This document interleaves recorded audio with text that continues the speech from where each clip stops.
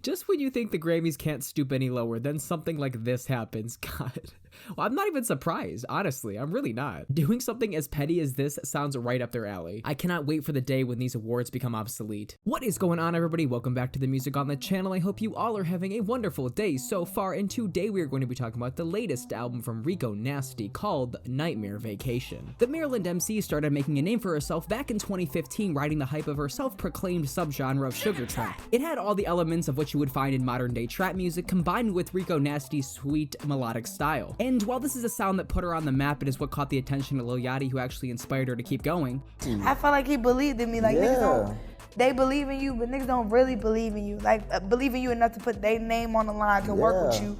Thank you, Lil Boat, for recognizing a true talent. It wouldn't really be until about 2018 that Rico Nasty would start to pick up some major steam. Like I mentioned, she was known for making this more melodic style of trap music. However, there came a shift upon her meeting the producer, Kenny Beats. What Kenny Beats is notoriously known for doing is inviting an artist into his studio to work with them and find out the kind of art that he can actually make with them, not just sending them a pack of beats and then them picking out the ones they want. What is your preference? Like, what do you want to, like, what kind of beat do you want today? You don't know my preference? Sis. Come on.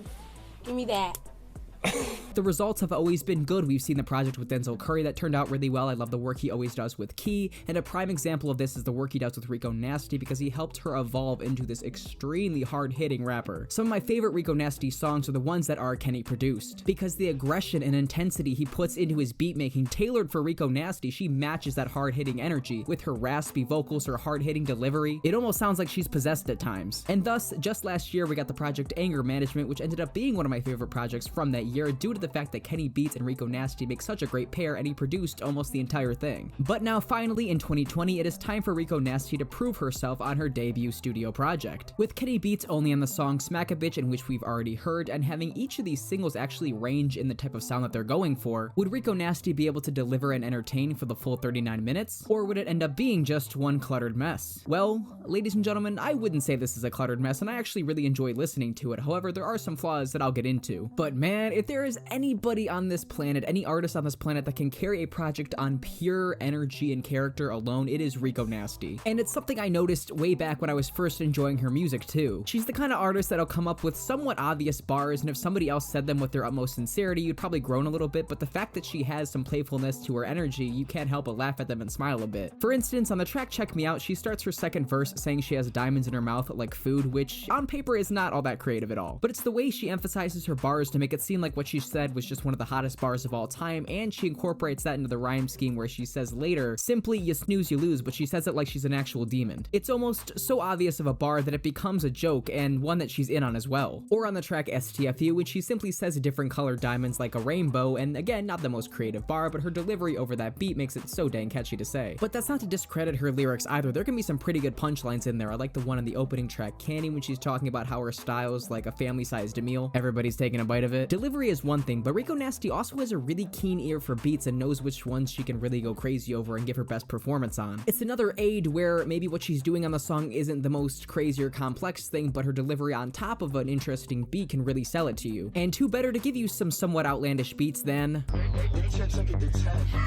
They don't show up a lot, but the songs that Take a Day Trip did produce on this project end up being some of my favorites. The aforementioned STFU does come off a bit like a Smack a Bitch clone, but Rico Nasty's riot chant delivery combined with this instrumental that sounds like it's sampling an old Atari video game, it does definitely enough to make itself its own independent song. The track Girl Scouts as well does pretty much the same exact thing. I love the beat work here. I love how it sounds like Similac Child by Black Sheep. It gives the track this eerie feel, and then when Rico Nasty comes in for the chorus, yet again it is simple, but the way she delivers it gets really stuck in your head. Pull up with a chopper and I air it out. The Dylan Brady produced Oh For Real is also really good due to these merits as well. Nothing crazy or complex, but I love how the beginning of the song sounds like a pinball that is rolling through a machine, and I also love how integrated throughout the whole song there's the sound effect that sounds like a siren is losing its battery life. And again, you guessed it, Rico Nasty's charisma and energy drives it home. Also, as mentioned, this project doesn't stay in one specific pocket. One of the leading singles up for this project, the track iPhone, finds Rico Nasty fully submerging herself into a hyper pop sound. Shout out to 100 Gex for producing this one. I know Rico Nasty has worked with them before, specifically on the Ringtone remix, and they should definitely do more work together because Rico Nasty owns this style and makes it basically her second home. At first, a little off-putting, off-putting due to how large and in charge the production is and due to Rico Nasty using a lot of auto-tune on it, but it's extremely high energy, extremely catchy. When Rico Nasty goes back to her normal, somewhat melodic voice in the second half, I really enjoy it as well. It's a nice transition. I love the twinkling beat, just everything about it comes together for this really beautiful and explosive song. It's easily one of my favorites of the year in general. The track Back and Forth with Amine draws Rico Nasty into Amine's own style of production, using a looped instrumental in a trap beat setting, reminding me a lot of Can't Decide off Limbo. Here we have a somewhat looped recorder, but trust me, it is not annoying in the slightest, and some really sweet Spanish guitar playing. Rico knows how to tone down her style to fit the laid-back feel of the track, and her and Amine have such great chemistry you can just hear it bleed through the music, especially when they're singing with each other on the chorus. The collaboration she has with Trippie Redd doesn't go as bad as it could have, though it's not necessarily one of the more standout moments on here. The beat sounds like one that Trippie has been using all throughout his career, so it doesn't make it that original, but again, the chemistry is there and they both sound like they're invested in the song that they're making, where yet again, Rico Nasty knows her shit when it comes to choruses and makes it really catchy. So there are plenty of highlights on this thing, and there are enough good things about it, like I mentioned, also where this album can be enjoyed listening from front to back. But on the other hand, I also feel as though Rico Nasty kinda dropped the ball on this one a little bit. This album from the promotional singles appeared to be a project in which every song was going to be going for something a little bit different, and that's what I was expecting going into this project. Obviously, I knew Rico Nasty was going to be making some kind of music that was representative of the music she's been making up until this point, but I was hoping she would push that, expound upon that, do your style that you were doing up until this point, but do it in such a way where it really makes a huge impact on people that listen to the project. But instead, almost every song that we haven't heard yet off this project, hold for a couple songs that I did mention that were outliers, but she resorts back to relying on the beat being hard-hitting and a little out there, and her vocals and charismatic energy being a little out there and hard-hitting, which make for some of my favorite moments on here, like the aforementioned Take a Day Trip songs. Those fit into that pocket perfectly. But then there are other tracks where the lyrics just aren't that great, or the beat just isn't all that great, and the chorus isn't all that catchy, and then they just become so-so songs in the track listing that make me wonder why she put them on here in the first place. I understand that the track Don't Like Me is aiming for that mainstream appeal due to just the features on the song alone, but it's a pretty bare bones song that's doing its damn hardest to try and be this catchy track that you're gonna play at parties and whatnot, but it really doesn't really hit that mark. The track Check Me Out has an extremely skeletal trap beat that sounds like something Lil Pump would rap over, with these looped piano keys, and even the chorus overstates its welcome. I appreciate the intense nature of the song Let It Out, but it sounds like it's trying to copy her song Rage, and we already have a song that's like this, STFU, previously on the project, so it just sounds like it's copying that as well. And I knew going into the Smack a Bitch remix that it would be hard for it to top the original, but I was still interested to hear what it sounded like anyways, and not a single one of those artists really, I mean, it wasn't really all that awful until we got to the PP Cocaine, if that's actually how you pronounce her name. Never listened to that artist before. Her verse was actually terrible. Her delivery was so hard to sit through for the first time. In the end, Nightmare Vacation is a fun and entertaining listen, but by the time those 39 minutes were up, I was just kind of sitting there like, is that it? I kept waiting for that track that I hadn't heard yet that wasn't a single that was going to be as good as iPhone and blow me away. I mean, after all, how could you make a song like that and then not realize the true potential for you as an artist to exceed even beyond that? But every track where I thought that was going to happen, she just played it safe and stuck to the music that we've known her to make throughout her whole entire career, which is fine and makes for some of my favorite songs on here,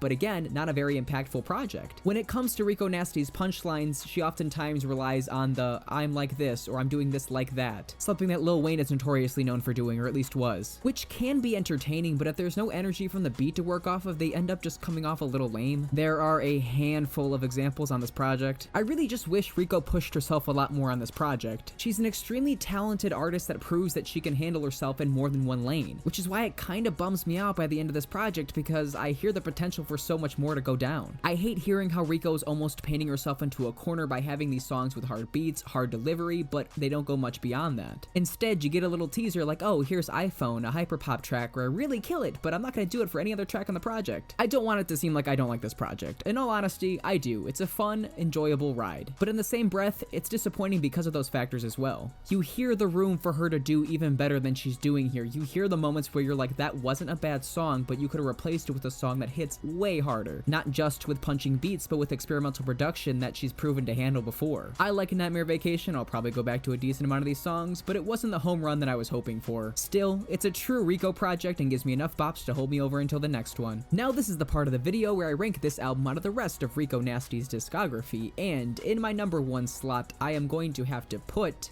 Anger Management. A nice, short and sweet project that has a loose concept tied into it about dealing with your anger. Combine that with the production work of Kenny Beats and you have a great album experience, one that made one of my favorite albums of 2019. And then in my second slot, this was very close. I kept going back and forth this whole entire time, but in my second spot, I'm going to have to put, I decided, Nasty, followed by Nightmare Vacation, which I almost had a slot higher. While I think the highs of Nightmare Vacation are higher than that of Nasty, I like how Nasty is just Rico in her element, with tracks like Ice Cream and Rage that go hard as hell. And rounding out this ranking, I am going to put Tales of Taco Bella in 4th and Sugar Trap 2 in 5th. And for my top 5 songs from the project, I am going to have to go with Candy, iPhone, STFU, Girl Scouts, and if we're counting Smack a Bitch, even despite it being a single for a long time, I will go that as my 5th, but if not, I will go with Oh For Real. And that is all I got for you guys. Thank you for watching all the way into the end. If you made it all the way into the end, you know I truly appreciate that. Just know this is my opinion as well. If you like this album more than me, like it less than me, let me know in the comment section, or you can follow me on Instagram and Twitter, links in the description, and we can talk about it there. If you want to leave a like